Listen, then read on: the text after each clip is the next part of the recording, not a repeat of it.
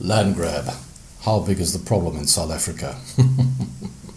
Yeah, here we are in Cape Town. Hey, if you haven't watched this channel before, it's GillT. It's all about property, it's all about fun, and it's all about Cape Town. So, let's get to it. Let's talk about land grabs, and let's see where we come out.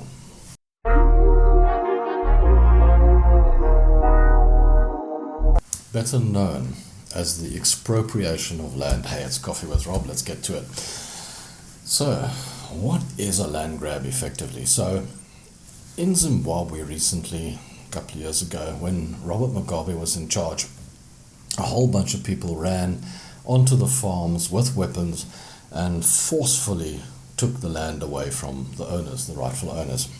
Okay, so this was a bit of an issue way back then. And that can be more what's referred to as a kind of a land grab. And what's been happening of recent times is there's been these little informal settlements that have been coming up all over the place. And when those informal settlements come up, they come up in rather, the wrong areas, let's say.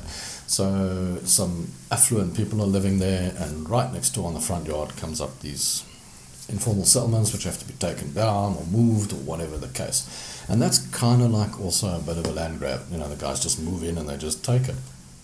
But then Expropriation of Land Act is what's actually concerning everyone at the end of the day, as not so much the land grab.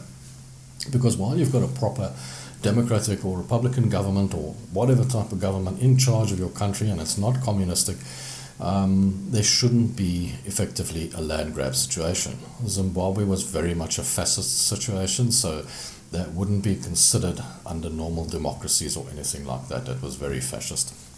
Probably still is. Anyway, so as long as the country remains under a normal rule, your possibilities of land grab are much less. Okay, it does happen, and then the authorities come in and they move the people out or whatever the case, and when they can, of course. In areas where there's not really a need to move the people out, they let them carry on and settle there.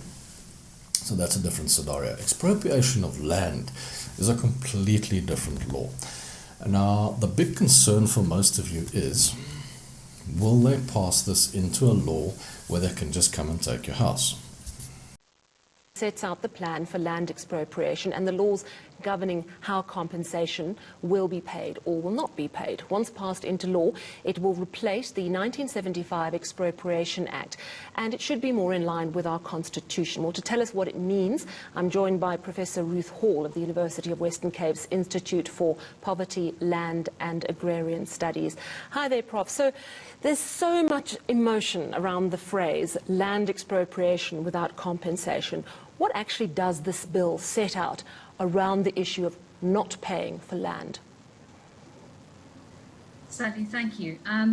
Of course, what this bill says is that the state may expropriate property, and when doing so, compensation must be just and equitable. In fact, Section 12 of this bill quotes verbatim from the current wording of Section 25 of the Constitution, which we commonly call the Property Clause. So the wording is quite consistent with our current framing of the Constitution. It doesn't say how much compensation must be paid, but it explicitly says that where compensation is to be paid, it must be just and equitable. But it then goes on to clarify that where it is just and equitable for the compensation to be set at nil, in other words, zero, then that may happen. And it includes certain illustrative examples of when that could happen. Well, there's a simple answer to this, and it goes all the way back to the start. Expropriation of land has been around since day one, since 1913, when they could just take people's land and change things around and put their own people in and all the rest of it. But Act 63 of 1975 is the Expropriation of Land Act. It's always been around, and it's an act which says if they want to build a railway or put a pole up or do something on your land, they can expropriate the land, but it can't be done by government. You must never ever allow a government to be in charge of the expropriation of land. What it is an actual law which says we want the land, we need the land because we need to build this railway, and it's to prevent them from stopping the government from doing this with extortionate amounts. And then it has to go to a court of law. And a court of law and a magistrate has to decide on the amount of money or the amount of compensation that you will receive for that land. Okay, and whether it's a fair expropriation as well, because, you know, is it the right thing for them to do? So that law has always stood. That hasn't changed, and that's still in place. Now, what you don't want is for this law to become a situation where it doesn't have to go through the courts, where any particular government in charge is allowed to expropriate land. That is extremely dangerous. You're opening yourself up for terrible amounts of corruption, terrible amounts of stealing and problems and issues, and any government that comes into power can just grab and do whatever they like. Now, you don't know who's going to be in charge, and don't you think that the ANC is going to be in charge forever, because they won't. Governments outrun themselves, they outlast themselves. Times change, and you'll see that there'll be a shift and someone else will come into power, and it's probably someone we don't even know that exists. It's not one of the political parties you even know. It'll be someone new that comes in, some fancy fandangled party, and there'll be a completely different set of politics. Things change. That's how it happens. That's how it goes. Look at the previous regime. They were there, and everybody thought they would be there forever, and they would be all powerful, and guess what? They're gone. So, you know, that's why I say you can't rely on any one government to have that kind of particular power. So as far as land expropriation goes in South Africa, what I can say to you is there's no final law that's been passed that says the government's got power over your property. It still has to go through the magistrate. It still works on the Act 63 of 1975, where they still have to go through the courts, and things still have to be decided in that way, because there's a constitution which hasn't been changed, right? So what your fear should be is not so much the expropriation of land and the discussion about it and whatnot. It should more be who's in charge.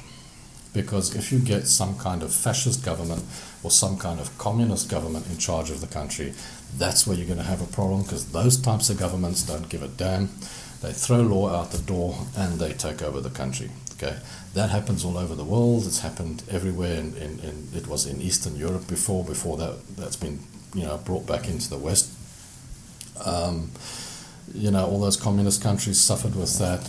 For example, fascist Germany, when the Second World War was on, just before that, when it was taken over, and the Jewish people were thrown out of their properties and thrown out of the country. That's like, so fascism, communism, it's very much a similar thing, where they're in charge of your lives.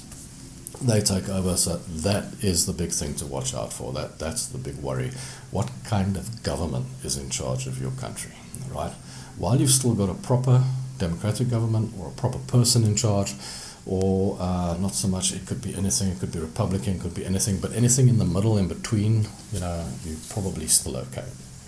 You'll probably still survive, probably still make money off property in the long run, and we'll probably still get to the end of the day. So while everyone can claim, we're going to do this, that, and the other, they can't. All right, it has to be passed by courts of law. So at the moment where land expropriation is, they're looking to take the land that is just lying around doing nothing, land that a lot of the old guys inherited, and it's just been lying around. It's not productive, it's not doing anything, it's just a farm, there's nothing on it.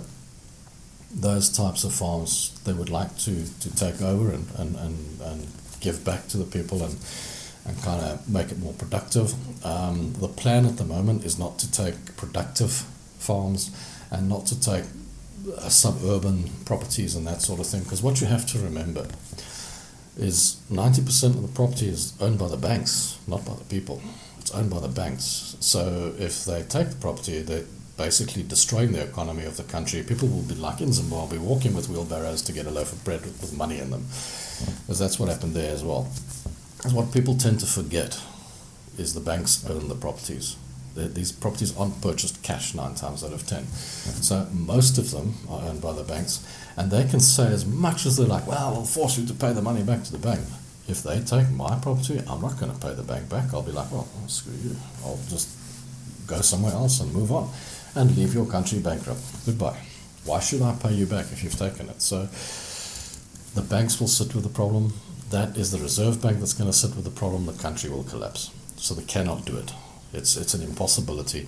If they do it, you end up like Zimbabwe with nothing. Okay, so that's just a little bit of kind of reassurance on land grab and the expropriation of land, so that, sort of puts you in a sort of general picture. It's not exact, it's not to the science, it's not the acts. I'm not reading the acts to you, how boring that is, I imagine. So it's just a wide perspective on expropriation of land and where it stands at the moment. So guys, thanks for watching. Don't forget to like, comment and subscribe. Follow me on Facebook and follow the Instagram page as well. And until next time, it's Rob GillT. Chat again soon.